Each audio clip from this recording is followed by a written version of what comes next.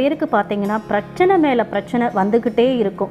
ரொம்ப தீராத கஷ்டம் இருக்கும். எந்த ஒரு சொல்யூஷனுமே அவங்க லைஃப்பில் கிடச்சிருக்காது.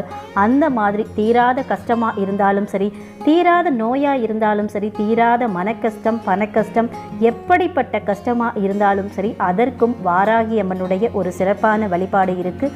அது என்ன வழிபாடு அப்படின்னு பார்த்தீங்கன்னா, வாராகி அம்மனை நினைத்து தலைவாழை இலை விரித்து அதில் பச்சரிசியை கொட்டி பரப்பிடுங்க.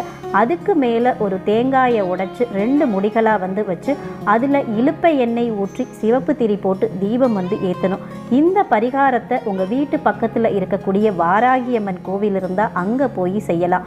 கோவிலுக்கு போக முடியாதவங்க வீட்டிலேயே சின்ன வாராகி அம்மன் திருவுருவப்படத்தை வைத்து அதன் முன்னாடி இந்த வழிபாட்டை செய்யலாம். எப்படிப்பட்ட கஷ்டமாக இருந்தாலும் சரி, அந்த கஷ்டம் கூடிய விரைவில் நீங்கிறத நீங்கள் கண்கூடாக பார்க்க முடியும். இந்த பரிகாரத்தை எப்போ பண்ணணும் அப்படின்னு பார்த்தீங்கன்னா, செவ்வாய்க்கிழமை வர